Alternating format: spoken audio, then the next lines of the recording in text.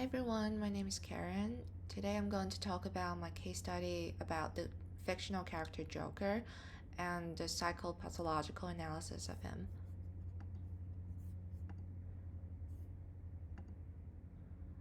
So Joker is probably one of the most well-known supervillain in history. There were tons of movies and comic adaptation about this character. However, the 2019 movie acted by Joaquin Phoenix is probably the first intimate psychological study of Joker. It brought in the human aspects of him and introduced his childhood trauma and personal life to the audience. Here's a brief timeline for the making of Joker. There are multiple major events that essentially lead to this ordinary person, Arthur Fleck, becoming this crazy murderer Joker. Obviously, starting from childhood, Arthur had really terrible childhood abuse and brain injuries, and that led to a condition which is uncontrollable laughing. And he was on 7 different meds and therapies. And at some point, he lost his job. On a really bad day, he killed 3 Wall Street guys on the subway, and he lost both of his father figure Murray because he ridiculed him on TV, and also he realized he was adopted by his mom, and his mom also stood by his abuse when her boyfriend was being violent to him when he was a kid. And that led to a series of killing, including his own mother, the neighbor next door, who he thought was his girlfriend, is an imaginary girlfriend, and his colleague, and eventually he killed Murray on his show live. Um, so we talked about these major events in his lives, and then we can probably categorize them into 2 types: the protectors and the stressors. So from a long-term perspective, some stressors has always been there: the condition of uncontrollable laugh, malnutrition, poverty, the trauma from childhood, discrimination from people, the duties to take care of his mom, the substance abuse, and unsuccessful career. But there are some newly added stressors that make things worse, like he was recently fired and betrayed by coworkers, learned about his adoption and the childhood trauma, about his mom's psychosis, and also Murray ridiculed him on TV, and also the series of killing he did as a defense mechanism. Um, in the past, there has been protectors, but because of these newly added stressors, some of the protectors disappeared. Like he used to have a job and no longer anymore. He lost his trust in his mom and the mother and the father figure Murray.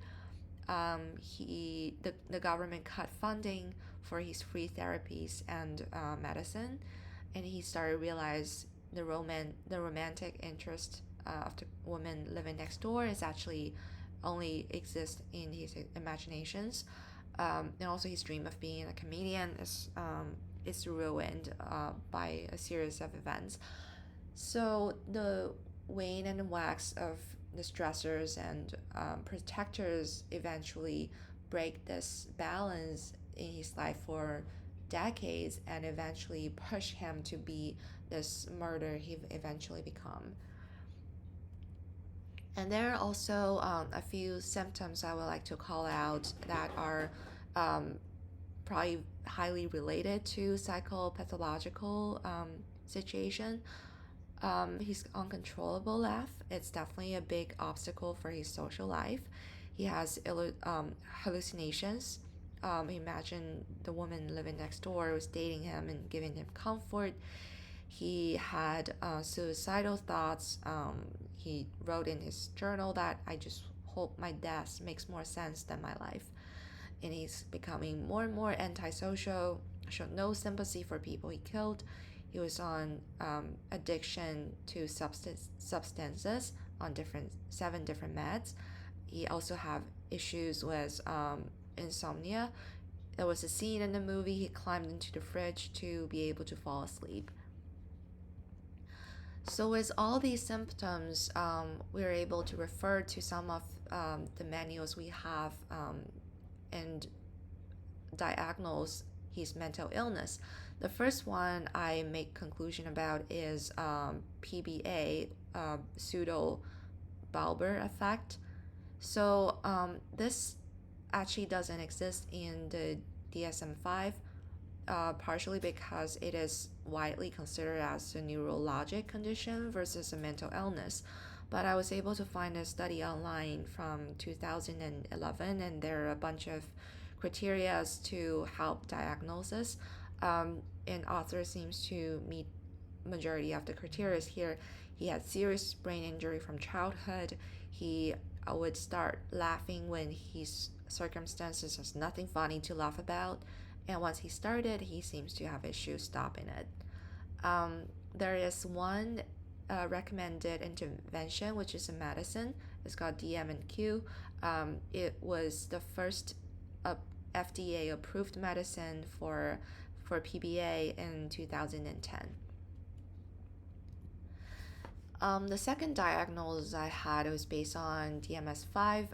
It's called schizotypal personality disorder. You have to meet 5 out of the 9 criteria here, and author seems to have them. He has delusions, hallucinations, and peculiar behavior in social context. He doesn't have a lot of close relationship except for his mom. And also the exclusion of other disorders is important here. We conclude that he has no autism because he seems to be deeply desiring social connection versus autism is the opposite. And according to Vanity Fair, like schizotypal personality disorder is a watered down version of schizophrenia, but it's actually not the same because hallucinations from schizophrenia are derogatory and insulting, but authors is in general pretty empowering and is related to his career success and his intimate relationship. So it doesn't seem like schizophrenia to me. And he's also not bipolar because his mood remained fairly consistently depressed throughout the whole time in the movie. One recommended intervention is based on a study from 2019 for SPD, is metacognitive interpersonal therapy. The goal of this type of therapy is to encourage the patient to recall the details of interpersonal interaction and identify the relationships between thoughts, feelings, and behavior, and promote an awareness of maladaptive schema. The third diagnosis I have for author is narcissistic personality disorder. Um, he needs to meet 5 out of the 9 criteria here. Though he constantly imagined himself getting rounds of applause on a stage, and after a series of killing, he said people finally see me. So he does want to be this really important figure in the world. And he also constantly sought approval from Ray, who is an established comedian. He thought is special and high status, and he only want recognition from him. And he also didn't show empathy to the people he killed. When he was on Murray's show, he laughed about it and said, "I know." And the recommended intervention here is called transference focused psychotherapy. So the call out here is this is not an empirically validated approach because historically MPD is really hard to treat. The dropout rate is really high because the therapist and client alliance is usually weak when someone has like this very extreme black and white view of the world. You're either very good or very bad, and the sample size for the previous studies are also very small.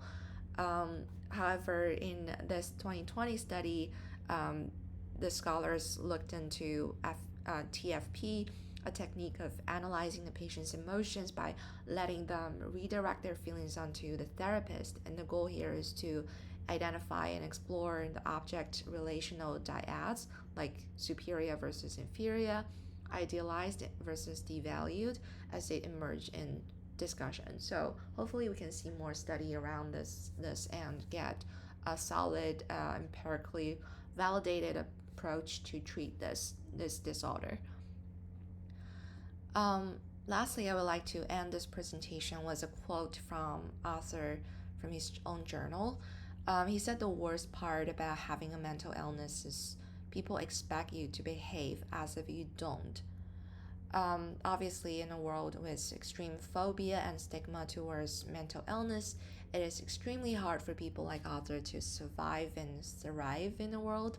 I'm not trying to justify his criminal behavior. Obviously, he's a murderer, but maybe with some early intervention, we could have stopped this making of Joker and make the world a slightly better place. That's it with my presentation, and here's my references I used to support my case study. Thanks for listening.